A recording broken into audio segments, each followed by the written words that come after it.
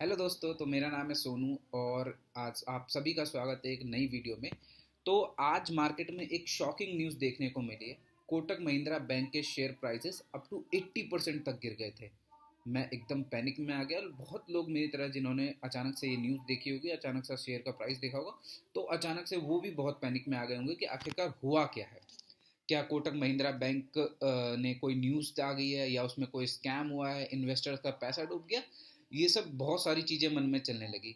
लेकिन जब मैंने थोड़ी सी रिसर्च की और थोड़ा सा वेबसाइट वगैरह पे जाके देखा, एनएससी की वेबसाइट पे और कंपनी की वेबसाइट पे जाके, तो ऐसा कुछ भी नहीं है। बेसिकली कोटक कोटक महिंद्रा बैंक में हुआ क्या है, तो उन्होंने स्टॉक स्प्लिट अनाउंस किया है 5:1 के रेशियो में। तो जिसके पास एक शेयर होगा उसको उसके बदले 5 शेयर्स मिलेंगे। फॉर एग्जाम्पल, अगर आप समझ लीजिए कि पहले स्टॉक का प्राइस 2,000 रुपये था और उस पर एक शेयर का प्राइस 2,000 रुपये था। अब क्या है कि जो शेयर प्राइस की क्वांटिटी है उसको 5 से मल्टीप्लाई कर देंगे और जो उसका प्राइस है उसको 5 से डिवाइड कर देंगे। तो अभी अगर आप जाके चेक करेंगे, जो इसका प्राइस है वो 400 के आसपास का ट्रेड कर रहा है। ठीक है। और बट क्वांटिटी वही, जैसे मान लीजिए किसी के पास एक शेयर है, अब उसकी प्राइस 400 रुपये है, तो बट अब उसको 4 एडिशनल शेयर्स मिल जाएंगे।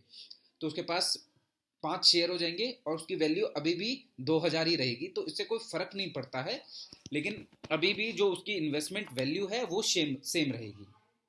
ठीक है। तो इससे पैसों का कोई नुकसान नहीं होता, जस्ट एक फाइनेंशियल एडजस्टमेंट्स होती है। लेकिन अगर आप ट्रेडिंग स्क्रीन पे देखेंगे, तो अगर आप देखेंगे तो वहां पे 2,000 से सीधा प्राइस 400 पे दिख रहा है, यानी कि ये अप टू 80% का क्रैश माना जाएगा उसके शेयर प्राइस में।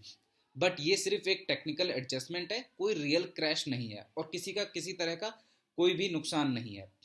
और आप सोच रहे होंगे कंपनीज ऐसा करती क्यों है, बेसिकली स्टॉक स्प्लिट क्यों किया जाता है। तो कंपनी स्टॉक स्प्लिट करती है, कुछ रीजंस होते हैं, ताकि जैसे मान लीजिए किसी कंपनी का शेयर प्राइस बहुत बढ़ गया है, तो इन्वेस्टर्स खरीदने से पहले सोचते हैं जरा, तो वो अपने शेयर्स को अफोर्डेबल बनाते हैं ये स्टॉक स्प्लिट करके। फिर जो छोटे इन्वेस्टर्स हैं, रिटेल इन्वेस्टर्स हैं, उनकी बाइंग अपॉर्चुनिटीज़ को बढ़ाने के लिए वो शेयर्स को, प्राइस को कट डाउन करते हैं, उनको नीचे लेके आते हैं स्टॉक स्प्लिट के माध्यम से। और जैसे किसी शेयर प्राइस में लिक्विडिटी कम है, तो वो भी स्टॉक स्प्लिट के माध्यम से अपनी लिक्विडिटी को बढ़ाते हैं ताकि ज़्यादा से ज़्यादा इन्वेस्टर्स उसमें एंगेज हो सके। कोटक महिंद्रा बैंक का फाइनेंशियल बहुत स्ट्रांग है, बहुत अच्छी बैंक है।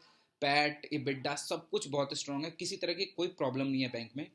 कंक्लूजन ये है इस वीडियो को बनाने का कि इसमें किसी तरह की कोई प्रॉब्लम नहीं है, कोई किसी इन्वेस्टर का पैसा नहीं डूबा है। जो प्राइस करेक्शन आपको दिखा है वो सिर्फ स्टॉक स्प्लिट की वजह से दिखा है, क्योंकि कंपनी ने 1:5 का स्प्लिट अनाउंस किया है। इसका मतलब जिसके पास भी एक शेयर होगा उसको 5 शेयर्स मिलेंगे उसके बदले। ठीक है।